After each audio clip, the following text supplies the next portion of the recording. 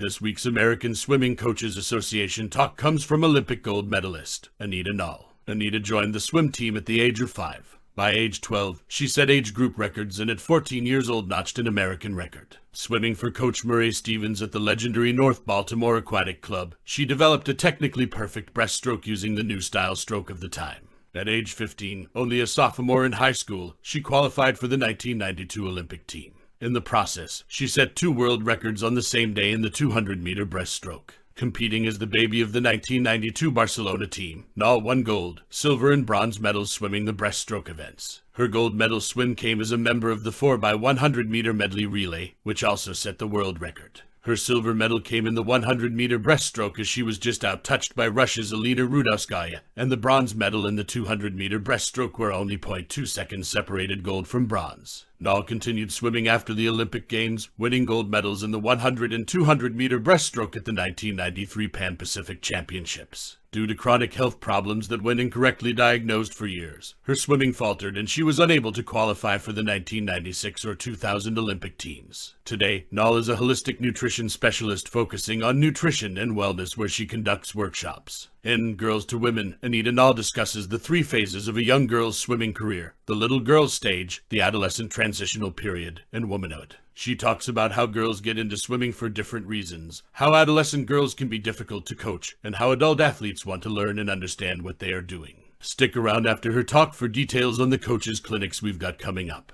And don't forget to sign up for the World Clinic in Dallas this September, being headlined by Bob Bowman and Vern Gambetta. Girls to Women by Anita Nall. Thank you all for coming this afternoon. I know that it's getting toward the end of the convention, so you are getting a little tired of listening, but I believe what I have to say today is very important, and I appreciate, me being a woman, having you all coming to listen and you taking an interest in this topic. My topic is girls to women in swimming, and I can guarantee you that I'm not here as a psychologist, I'm not here as a nutritionist or any kind of specialist or counselor. I'm merely here to give you a new perspective, maybe one that some of you aren't quite familiar with or haven't really been paying attention to, and that's the perspective from the female athlete. I really want to make this sport better, and that is one of my goals in being here. I've been a swimmer all of my life in training, so I haven't had a great amount of time to dedicate to speaking and really sharing a lot of my opinions, and also the fact that I am just coming into my own and deciding out opinions for myself at this point in my life. I feel really privileged to be able to be here and share them with you today, but I want to be as honest as I possibly can about this topic, so that I'm just going to warn you that some of the things I might say might not be very comfortable, and they might not sit with you all very well, but I'm going to say them anyway, because I'm very honest, and I can just guarantee you that what I say is very honest. It comes from my heart, and it comes from experience as an athlete in dealing with young girls and young swimmers across this country through swim clinics. I speak about this kind of stuff all the time with them, and I guarantee you that it's not just my opinions, and it's very founded in evidence through talking with young girls. As I have witnessed through hundreds of youngsters growing up in the sport, I have realized that there are 3 distinct phases in a young lady's swimming career. And number 1 is what I call the little girl stage. And the little girl stage is when a child enters swimming and enters the sport because they love it. They play in the pool, they bathe in the pool, they sleep in the pool if they could, they sleep in their swimsuits. I did it. I know lots of girls and boys as well who might be doing this as well. You name it, they love it. If it has to do with swimming, it is very important to them. When I was a child, I couldn't get enough of swimming. One day I was sick, and I remember distinctly my mom telling me that I couldn't go to swimming because I was sick, and I threw a tantrum and I got down on the ground and I started swimming breaststroke and going into convulsions and swimming freestyle and backstroke and rolling around all over the place because I wanted to convince her that I honestly wanted to be at the pool. So my love for swimming runs very deep, and I would go to swimming when I was a youngster, like in summer swimming. I would go to the pool at 8 in the morning and not come home until 5, and this is something you will see probably with some of your kids, with some of your athletes, and I think it's a very common factor that you find in young swimmers. Now we all know that not all girls get into swimming because they love it. For example, their parents may make them do it or they have friends that do it, but for the most part young girls love swimming. That is why 60% of our registered swimmers with US swimming are girls. Number 2, the second phase is the one I'll mostly be speaking about, is what I call the adolescent transitional period, the dreadful teenage years, the terrible teens, the phase that I'm sure most of you all dread in dealing with your athletes. It's mostly due to the fact that things change. A lot of changes occur in an adolescent girl that tend to be kind of scary cause you don't really know what you're dealing with. They're difficult and unpredictable, because anytime you change something, that's just a sheer fact. It's going to be scary and it's going to be unpredictable. I can't guarantee that by listening to me today that I'll get rid of any of those feelings, but when I moved from Pennsylvania to Maryland when I was 13, I just turned 13 years old, and I was right in the beginning of my transitional adolescent phase, and I made a lot of scary changes in my life, and I really had no one to speak to about it because I love my parents dearly, but our communication lines weren't that open. So I had to start a new school. I had a new team, which came with a whole other set of new things, and I was living in. My parents were living in an apartment complex at the time before we found a home in Baltimore to buy, so we ended up picking the most craziest, loudest college apartment complex that you could ever find. So we were dealing with a whole new schedule. I was training a lot more than I ever had, and here I am dealing with college students booming their music all night long. So my training, my passion, and my love, which was swimming, was all new to me as well, and on top of all that I was a freshly new teenager, so change is something I can assure you that I'm very familiar with and very accustomed to, and I'm not really scared of it anymore, but I understand as a coach how it can be a scary time period. The third phase is womanhood. If a girl actually makes it to this point in her career where she is becoming a woman, and still involved in swimming, it can be what I believe to be the most wonderfully joyous time for a coach to teach a female.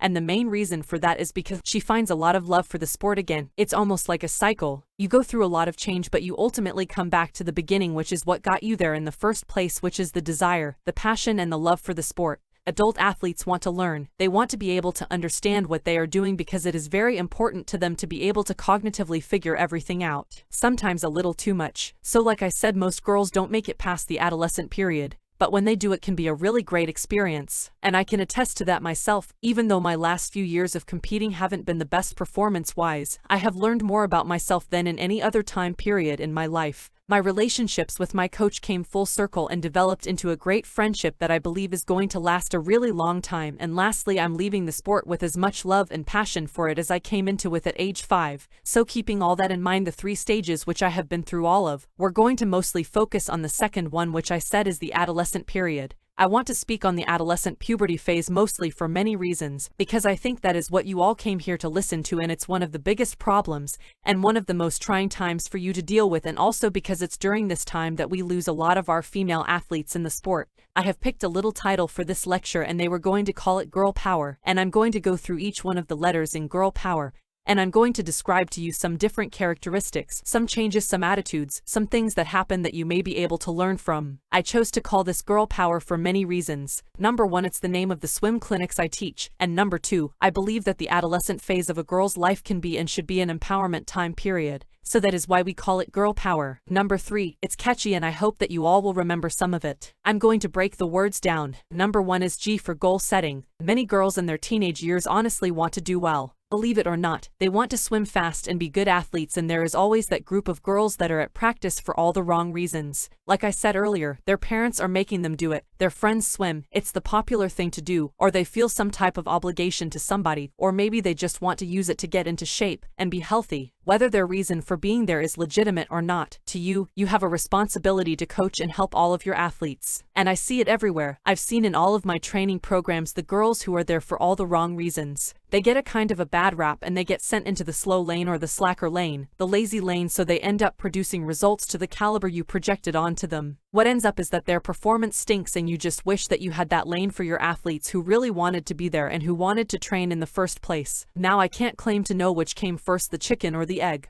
I don't know if they get a bad rap and then perform poorly or vice versa. I don't really know, but the bottom line is it doesn't matter. What you do with these girls is what matters. My answer is called honest goal setting. Honest goal setting to me is talking in a compassionate and understanding way. Maybe even just 5 minutes this would take, and I guarantee not much longer than 5 minutes, could change a girl's life forever. You assess their particular situation, not the group that you've associated them with, not what you think they may be doing at practice, but you assess their situation. You teach them that by being in your program there are certain expectations that you have for them, and number 1 is that you have to set a goal. For example, if you have a girl that is maybe swimming because her parents are making her do it and she honestly and openly admits that to you, then you might want to ask her the question, why are you here and what's your goal? Then in a compassionate, non-accusatory way you suggest what the goal would be for her is maybe making practice fun. And you have that as a goal, and maybe once practice becomes fun for her she can come up with ways, and you can come up with ways, but you do it together as a team and you come up with ways that makes practice fun and make her want to be there for herself,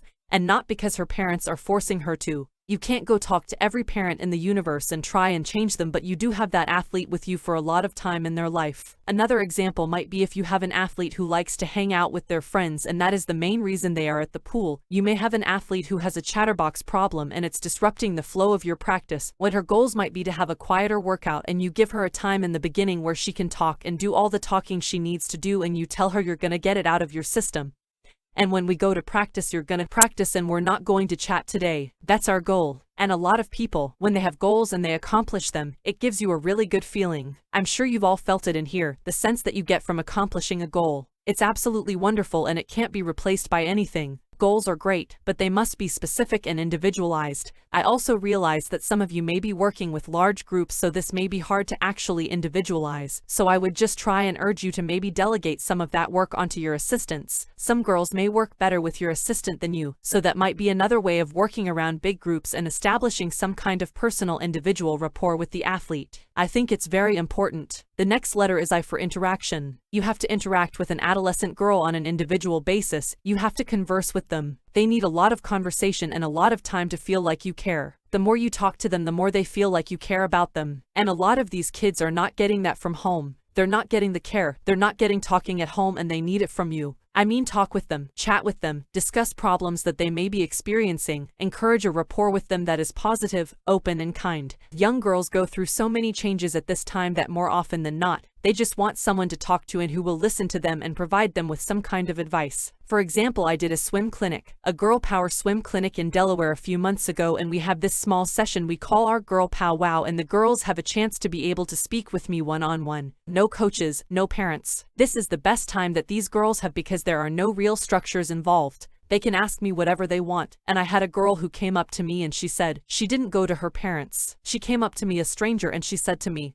"How do I know when I'm getting my period?" I was kind of thrown back because this was actually my first girl power swim clinic, and I didn't expect the girls to really open up to me like that. It was a really great conversation that she and I shared. I felt very honored to have shared, and I guarantee that some of you all can do that as well. I think that being coach in the year 2000 is very difficult. I know it is, and you end up being a lot more than swim coach to many young athletes because their parents aren't doing their jobs very well, so it's a big responsibility that I applaud you all for. I want you to remember how much power you actually have. That was a real wake-up call to me, that experience with that young girl, because I didn't realize how much power I had and how much influence I had and how much I had to make myself aware of the fact that I should be knowledgeable about these things to talk to these girls about. So, that brings me to my next letter, which is R, and that is recognize. I'm talking about recognizing warning signs of problems before they blow up in your face. Recognize that you have the power to change children's lives for the better, and recognize that talent and mold it and shape it and use it. Also recognize possible life problems and mold them also. For example, eating disorders.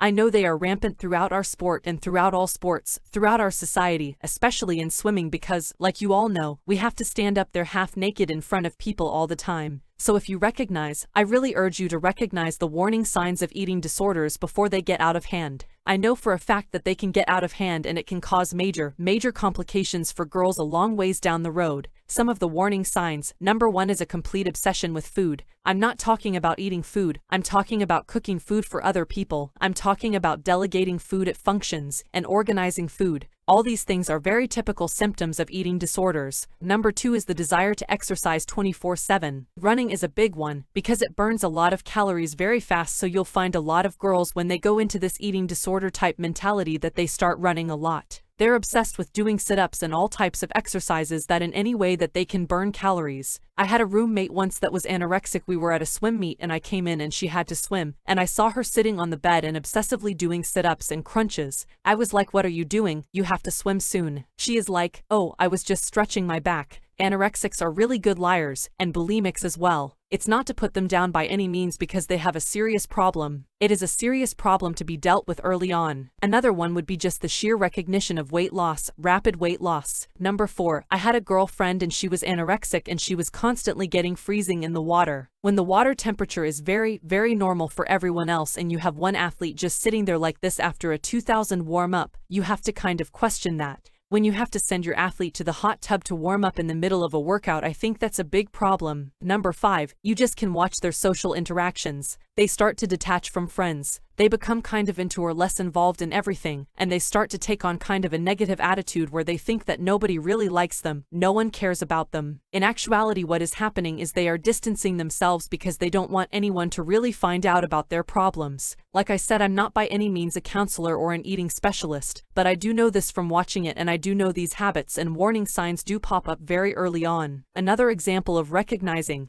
Just recognize that kids don't like to be talked down to. Even though someone may be 15, they are still a human being, and speak to them that way. Don't treat them, because maybe they're 15, that they don't have a brain. I've seen this go on. I've seen coaches yell at a child until they cry. Me personally, I see no reason for that. I don't think it's necessary, and as a matter of fact, I think it's inappropriate. I think young kids really take those kind of talks to heart, and you could yell. I mean, my father yelled at me the other day, and I'm a 24-year-old grown person. That really bothered me. I was thinking to myself, why does this bother me? Well, it bothers me because he just belittled me, and instead of just talking with me. You can talk to someone and not yell at them and get the same message across. Just figure out how to do so. It's not that hard. It really isn't. I know sometimes you get so angry because of something they did, or some way they acted that was absolutely ridiculous, but just really try and not yell. It can really be uncomfortable, and what ends up happening is the kid either tunes you out and misses the message completely, or they get defensive and miss the message again and start yelling back. So either way, the goal isn't accomplished there. You didn't get a message across because they really didn't hear you in the way that you spoke to them. And the next letter is L, GIRL. This one is a good one. It's very simple, just listen. I'd love to know by a show of hands how many of you all have read the book by John Gray called Men Are From Mars and Women Are From Venus. Oh my gosh, I figured it'd be a lot of people. So you all know that one of our, if you believe what this guy is saying, he says that men tend, when they have conversation, they tend to want to solve problems, and I think that you will find this through your relationships. When you listen to a woman speak, she just wants you to listen, and since I'm looking around and I'm finding that probably 75% of the people in here are men, I think that this is important in dealing with young females. They sometimes just want to talk. They don't necessarily need you to put the world back together and fix everything in 1 second or that day or that minute. They just want to talk and have you listen. The next letter is P for positivity. We all know about this one. I feel like that we all know that negativity catches on like a sick disease amongst small groups, and I really believe that positivity does as well. So it's something that you want to put onto your kids like a disease and let them spread it amongst each other. Put up signs up around your pool that encourage a positive attitude.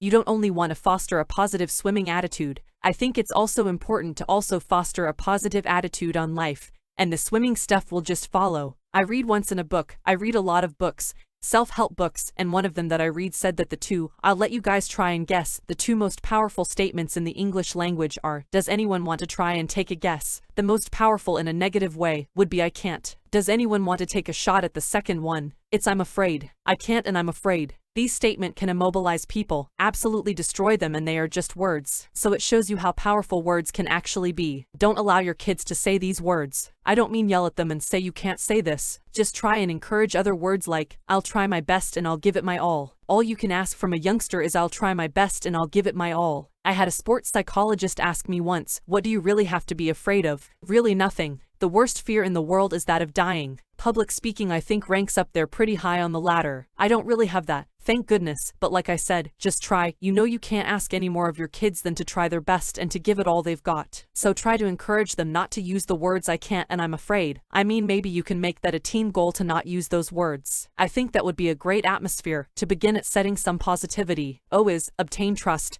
Our teenagers today have a lot of issues to deal with, and it amazes me because I graduated in 1994 from high school, and I hear things from young people today that were not going on in my school when I was younger. So times are changing very fast, and a teenager today has to face a lot of decision making in their everyday routine. So decisions about drugs, alcohol, and sex are the top issues for our teenagers. Having someone they can trust like you and confiding is an extremely important thing. Let them know you can be trusting, and not just by telling them but showing them. All it takes is one time of me hearing my coach tell my assistant coach something I told them in confidence, and the trust is blown. So you can see, and you know in your personal relationships with people, how quickly you can lose trust in someone. So youngsters are even more alert to that fact, so they really need more people they can trust. A lot of kids don't feel comfortable speaking with their parents, so you are the next person in line. I know that I spent more time with my coach when I was younger than I did with my parents because they both worked, and when I got home from swimming I ended up having to do my homework, so we had dinner together, but that was it. I spent a lot more time with my coach, so you are really there on the trust list with the kids. The W is for willingness. This is a good one. I know a lot of people don't like to give up their ways or their habits or their kind of established rituals that you have set into place over the years. Some of you have been coaching for a very long time and I know you have patterns, but I really beg of you to be open and willing to learn from young athletes. You've already taken the first step by coming here and listening to people like me speak, so all I ask you now is to do and go home and listen to your athletes as well, because they are really the ones that you need to be in tune with and focused with. You have to be willing to let go of some old ideas and concepts that might not work for today's teenagers. It's just a fact. Like I said before, the world is changing very fast and we kind of have to keep up with that. Be willing to be more flexible and understand that not everybody is the same. For example, some kids might have to go to church on Sunday. I know we used to practice on Sunday, so in this case I would be willing to accept the fact that they have to go to church and they are going to miss workout because that is important to them.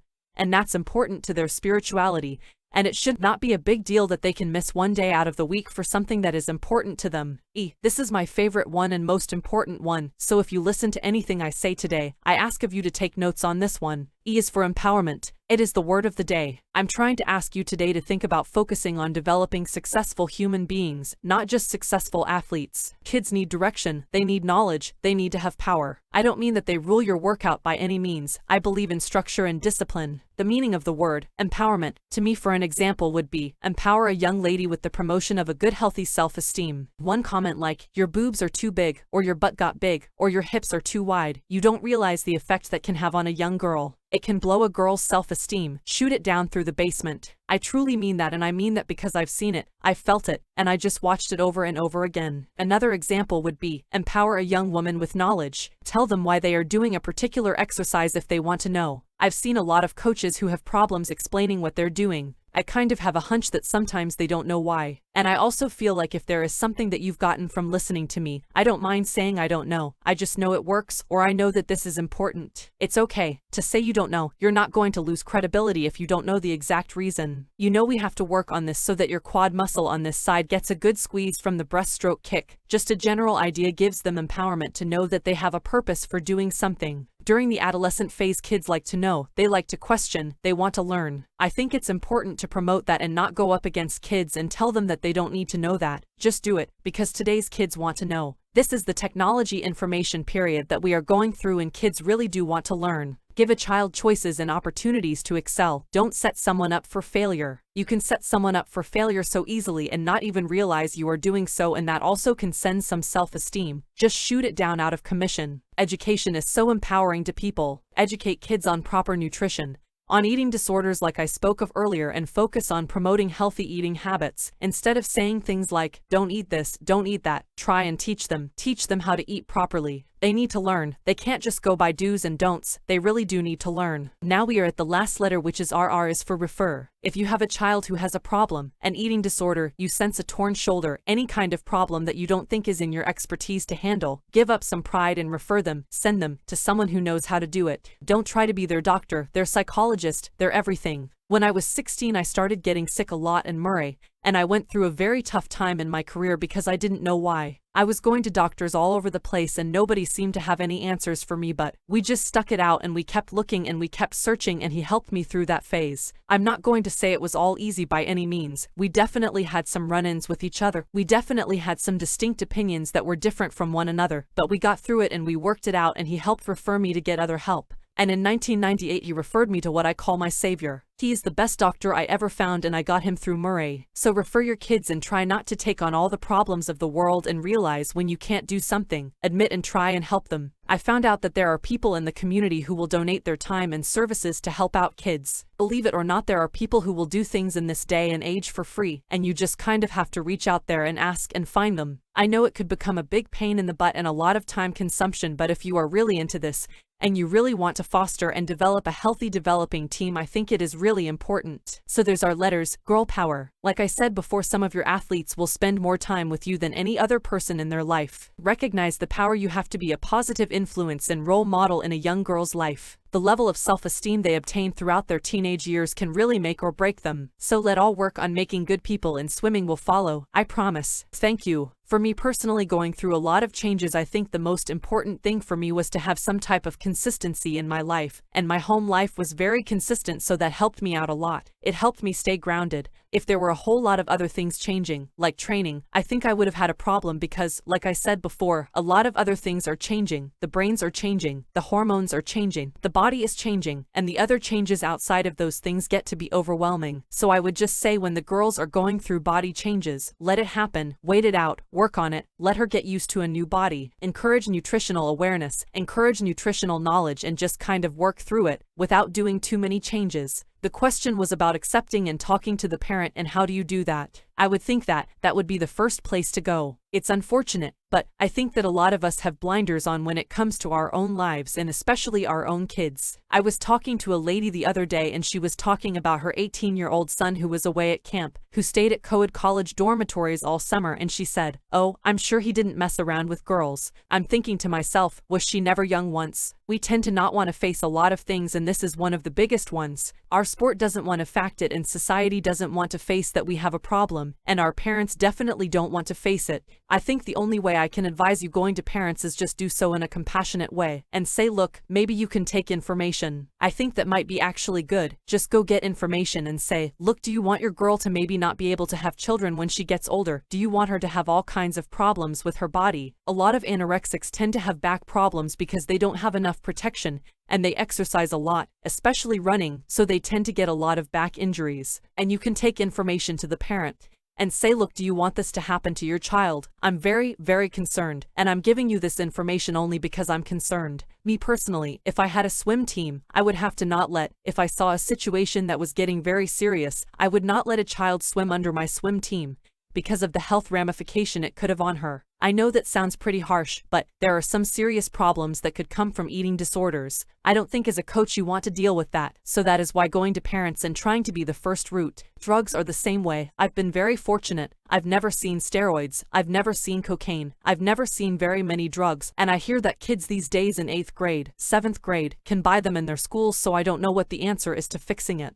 I just know that kids need someone to talk to and they need to feel that they can confide in people. I was an education major and we used to have to set up behavioral plot plans and patterns for kids who had attention deficit disorder and attention deficit hyper disorder and all those other things and learning problems. So I think setting up a plan to fix the behavior will in itself take care of the swimming. I really believe that once you free yourself of dealing with someone who talks all the time, or someone who is there for maybe the wrong reasoning, you shift their focus. All of a sudden you notice that they are swimming well and they are doing things that you didn't think were ever possible. I can't guarantee that, but I really have faith in that would work. Moving to a new team, for a swimmer, is a very difficult situation to deal with. I heard this one girl, she asked me what my best stroke was and I said it was breaststroke, and as I walked away she said, "Ah, just what we need, another breaststroker." And a year later I broke an American record in the 200 breaststroke. So that was very difficult for me because this is a new situation for me and I'm coming into, and here we have a girl who is already making me feel uncomfortable my first day. So I know exactly what that is all about. I think you encourage the kids to worry about themselves. I've seen one too many times where kids who are worried if Susie, Phil and Pete are coming to work out and they are not concentrating on whether they are doing their drills right. "Oh, but she didn't come the other day, so why should I have to come?" Or, "Can you believe that so-and-so missed 5 workouts this week?" I think it's the job of the coach to really put on the kids that they need to focus on themselves. Worry about yourself and take care of yourself, and let them deal with that. Let Susie deal with the fact that she needs to take care of her own actions and you take care of yours. So I guess that I would just stress some personal responsibility more than letting that get to a point. What ends up happening when a coach goes away and another coach has to take over that group who is left behind because junior nationals is this week and Olympic trials is this week and zones is this week. So I think every team goes through that, and I guess the best way to handle that situation is just let the kids know that you're equally involved with, equally caring about all of them, and give as much attention as you can to each one. You are only one person, you can only do so much, so I guess what you have to do is get rid of some of your expectations on yourself because you can't really be with all of them at all times. That is just how it works, and they will understand this someday. My coach Murray gets emails to this day from people who swam with him a long time ago that he had a lot of problems with now, saying things like,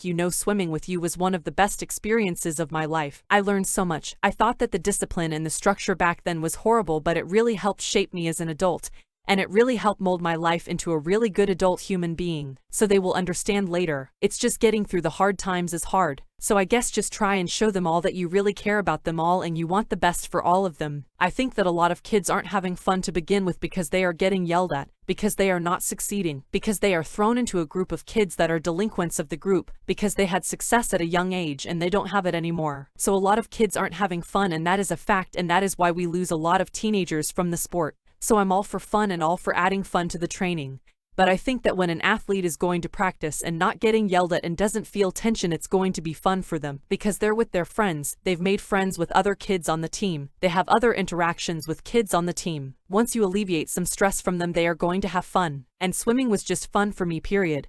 Before I started having stresses put on me, and it was by myself, self-inflicted as well. So I think that once some stresses are alleviated, you go back to that sheer love of the sport.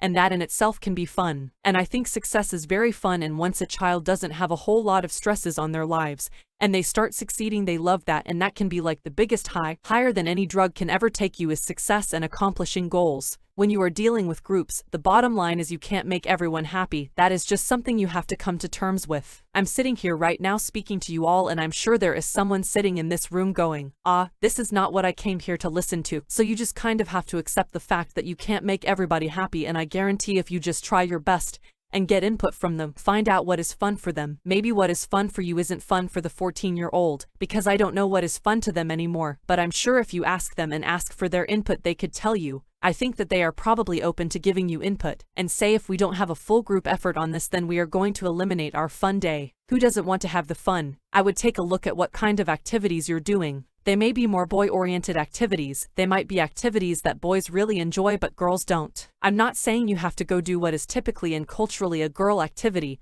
but you might just want to ask them what they enjoy, and maybe they will tell you. Good athletes don't want to be treated differently. A good majority of them. You do have a small group of, I guess we would call them prima donnas, or people like that who really require a lot of work and attention and individual coaching, but I would say 98% of the people that I've come in contact with just want to be normal. They just want to be looked at as normal. They have normal issues like we all have, they have body issues like you all have, and they just want to be treated that way. I always tell people when I do swim clinics that, if there is one thing that you all can take from me today, they'll only meet me for 3 hours a day, and I'll say if there is one thing that I want you to take with you, I am a normal person with a skill, with an athletic ability that has exceeded itself, and just really know that I eat like you, I sleep like you, I go to the bathroom like you, I have dogs, I have cats like you, and we are just normal and young girls who achieve success early. That is very important to them, normalcy. It is very important to have peers that look at them as normal and don't treat them differently. I talked to Janet Evans a while ago at a swim meet. She said, I just want to find a guy who doesn't already know who she is because they have this preconceived notion of who she is, and she just wants to be looked at as a normal person with extraordinary skills. So that is very important. When I did this and when I did that, I'm an exact replica of what you were talking about. I swam fast at age 15 and I never swam that fast again. I wish I knew the secret to this. It is something that plagues every swim coach and every young successful athlete in this country, where we have success at an early age and then that is kind of it.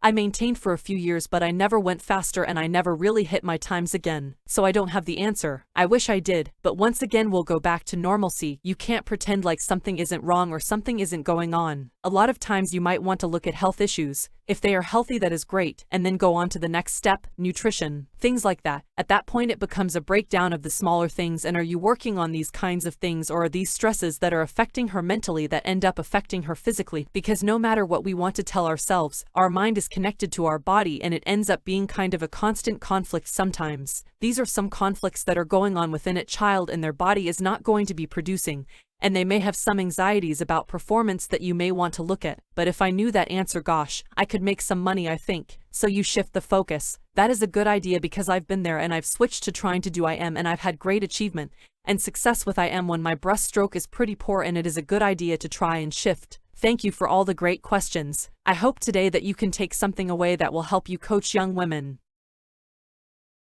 We've got upcoming coaches clinics at Fishers High School in Fishers, Indiana. That's April 14th and 15th. And the Four Corners Coaches Clinic is in Albuquerque, New Mexico, April 21st through 23rd. Go to swimmingcoach.org to sign up.